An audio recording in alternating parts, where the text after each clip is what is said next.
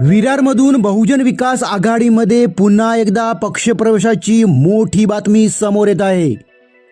आगरी सेनेचे पालघर जिल्हा पदाधिकारी जयेश पाटील यांनी आपल्या शेकडो कार्यकर्त्यांसह बहुजन विकास आघाडी पक्षामध्ये जाहीर प्रवेश घेतला आहे।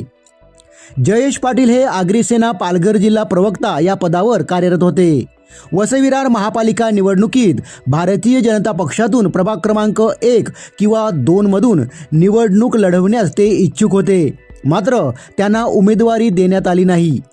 3 दिवसांपूर्वी जयेश पाटील यांनी आगरी सेना सदस्य व प्रवक्ता पदाचा राजीनामा देण्याबाबतचे पत्र वरिष्ठांना दिले होते।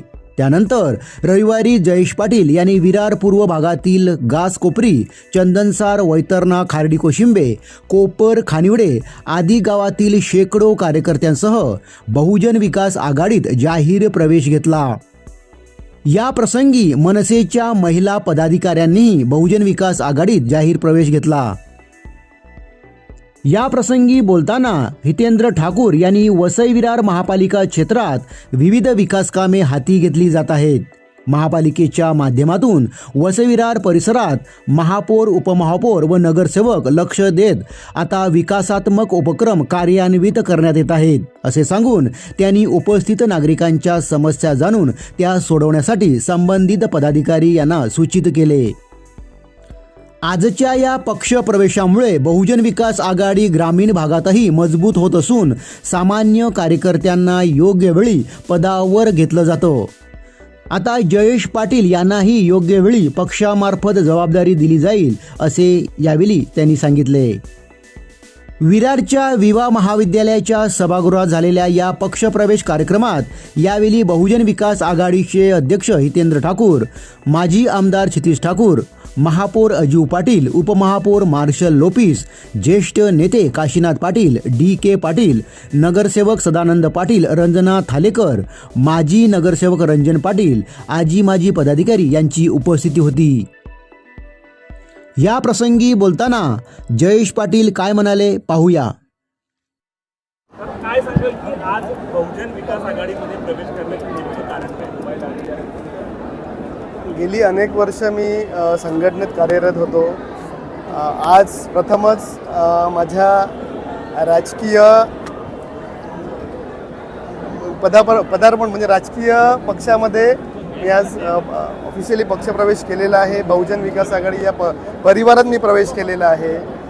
कर्तव्यम परम धर्म, सेवा परम धर्म, आजपर्यंत आपण गेली अनेक वर्षे ह्या ब्रीदवाक्याखालीच आजपर्यंत वसई तालुक्याची सेवा केलेली आहे। म्हणजे आपणास ज्ञात असेल तर आपण मंत्रिपदाची ऑफर असतानाही फक्त आणि फक्त वसई तालुक्याच्या पाण्यासाठी आपण मंत्रिपद नाकारलं। आपण सगळ्यात जास्त प्राधान्य कोणाला दिलं तर ते आपल्या वसई तालुक्यातील जनतेला दिलं।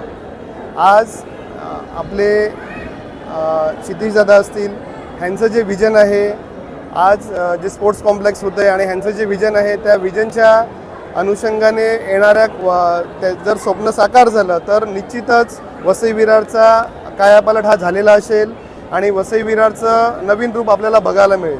आज मी आज एका राजकीय पक्षात आणि परिवारात प्रवेश केलेला आहे।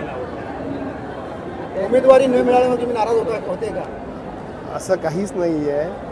राजकीय पक्षात आणि बहुजन विकास आघाडीत येण्याचं सगळ्यात मोठं कारण मी आपणना जवळून भेटलो, जवळून बघितलं।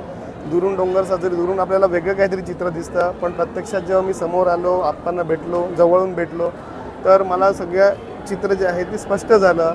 आणि खरोखर जर वसई तालुक्याचा कोण विकास करू शकत असेल तर ते आदरणीय आप्पा आहेत, आदरणीय दादा आहेत, ह्यांच्या नेतृत्वाखालीच वसई विरारचा विकास हा संभव आहे। किती कार्यकर्त्यांसोबत प्रवेश केला? आज माझ्यासोबत बहुसंख्य कार्यकर्ते होते, वेगवेगळ्या विभागातले होते, विरार पश्चिमेचे होते, विरार पूर्वेचे होते, खार्डी गावातले होते, विरार फाट्याचे होते, वेगवेगळ्या ज्यांच्यासाठी मी आज नालासुपाऱ्यापासून ज्यांच्यासाठी कामं केलेली आहेत इतके वर्ष समाजकार्यात, ते सगळे आज मला प्रोत्साहन देण्यासाठी, मला पाठिंबा देण्यासाठी इथे हजर होते।